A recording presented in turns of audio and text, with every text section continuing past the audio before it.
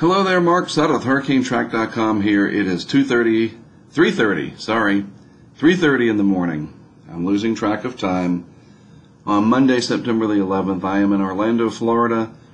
Myself, my colleagues Carrie and Todd arrived here safe and sound after a very grueling but very rewarding in terms of the data collected, the analysis of the video that we will be able to do. We set up the live cameras not just to provide the public with a look at what's happening, satisfying that curiosity on a lot of levels, but it's also scientifically very helpful. We can look at, and by the way, we have sound effects, if you hear that, courtesy of Hurricane Irma. Yes, all that banging and whatever is the wind at the hotel here. It just never ends. So, anyhow, I'm in Orlando, Florida. It was very successful. As I begin my way back home to North Carolina tomorrow, I hope that people will tune in to the live vehicle cam. I'll probably make an announcement or something at some point on social, that I want to just talk about things, summarize things, and talk about the future, etc. But for now, I wanted to put together another discussion for you. I'm always working hard on this stuff because it's important for people to stay in touch with what's happening in the tropics. And this is what I would do normally. I would come in from a mission, I would sit down and I would see what's going on. It's just I do this and I broadcast it to you, so to speak. So, it's not like I'm putting myself out extra. Trust me, I'm driven. It's called passion and persistence and desire, and I'm very driven. And so here I am. All right, so let's see what the latest on Irma is now over Central Florida. What a legacy. We will talk about it another time, how the models were so inconsistent. But as of now, 85 miles per hour is the estimated wind, air pressure about 960, and which is, I guess so. We were in Lakeland, and we got right in the middle of it, and the winds calmed down pretty good. They're not going to come to nothing during, once it's over land this far, because everything gets kind of jumbled up. And the lowest pressure we got was about 963. So, that's close enough. What's 3 millibars among friends, right?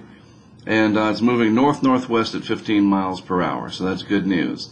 Take a look at the satellite picture and just how gigantic the circulation is here with Irma. And this is Jose, and then out here we have a very active intertropical convergent zone. It's only the 11th of September. We have a long way to go this hurricane season and plenty of warm water, and I'll start focusing on that again once I get back to North Carolina and we resume. That's why I have this title card. We're sort of back to the hurricane outlook and discussion, the news phase of things.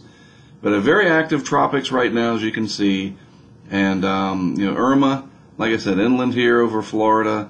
But what a huge influence that it's going to have. I'll show you that towards the end here. It's going to blow your mind. First of all, look at that tropical storm force wind field. Are you kidding me? That is amazing. You have to admit, absolutely phenomenal.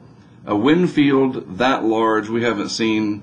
That might even be bigger than what we had for Sandy. I'll have to check into that. That was an enormous wind field as well. And then a pretty large area of hurricane force winds. And those are going to be in gusts. You get the wind kind of howling, and then you hear that just large, thunderous roar that kind of shakes everything. That's where you could see those hurricane force wind gusts. And for you folks down here in Central Florida, it's going to be clearing out. So you ready for this? Brace yourselves, as they say. Look at that radar mosaic of the southeast. If that doesn't say it all, I don't really know what else will. That is an amazing just image of how immense an area Irma is, with feeder bands still down here crossing portions of the Keys and the southwest part of Florida, and then coming all the way around here, tapping energy still from the Florida Straits and pulling it up into this feeder band. Absolutely just a marvel of nature. Just a tragedy, though, that it is having such a negative effect on people and animals and places and things and all that. But you just look at this and you say, my goodness, When have you ever seen anything like that? It absolutely is a spectacle, even though it's a very negative one in terms of the impact, that word impact that it has. And we need to understand impact better. Again, story for another day. Maybe in the coming weeks and months, we can work towards doing more hurricane preparedness stuff. We can work with some partners and some sponsors. I'm going to talk more about that too. It's time. You know, I'm not a slogan person, but, you know, in the, I'm going to get in trouble for this, but I'm inviting trouble. Let me think how to phrase this. We need to focus more on hurricane preparedness. That's what I want to say. I was trying to think of a slogan similar to what a very famous, infamous, whatever person used, and they got elected to be president of the United States. But you know what? Step a fingernail into politics, and you're just asking for trouble. But in all seriousness, slogans, corporations, we use them all the time. And so making hurricane preparedness great again, okay, that's fine. We really need to focus on it better. And when they don't happen for a few years, we can't just drop it like a hot potato. I'm serious, you know, all the political la-da-da-da-da aside that comes with some of this sometimes, this is a lesson in impact, absolutely. And I thought we learned a lot after Sandy, but Sandy didn't happen in Florida. But remember that picture, folks. That is amazing. Now, what does it mean for you? Let me get off my soapbox or high horse or whatever you want to call it. The reds in here and the oranges are problematic because they're bringing some pretty gusty winds. This is problematic because it's coming right on shore. Maybe some tornadic thunderstorms in some of these cells. You have a large area through here just being hammered constantly, just, you know, by buffeting winds. That's the word I'm using or trying to use. Hey man, it's 3:40 in the morning and I've been working for like a week straight on this, so bear with me.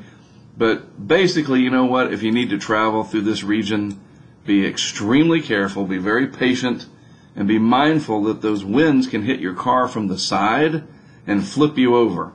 Even 40, 60 miles an hour if you're going 80, all right? I'm going to say that again.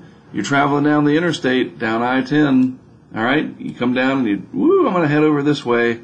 I'm tired of the hurricane, and you get hit by some side wind, you know, that high profile, it doesn't even take a high, like an SUV or even a small car, a Hyundai Elantra, whatever.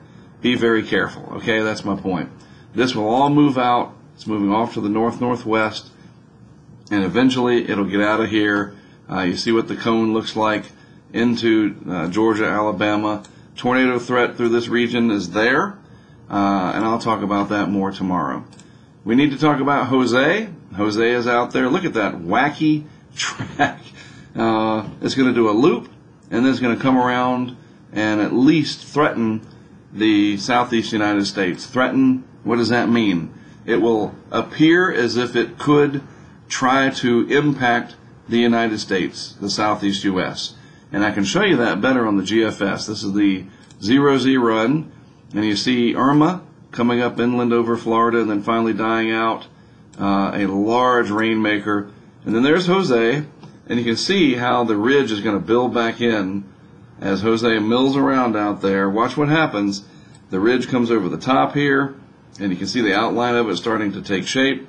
Irma finally goes away, and then boom, the ridge just balloons out really, really substantially there. And you can see there's another height line here, and let's just go to that last image at day 5, and I can really paint this picture for you. Come on, give me controls here.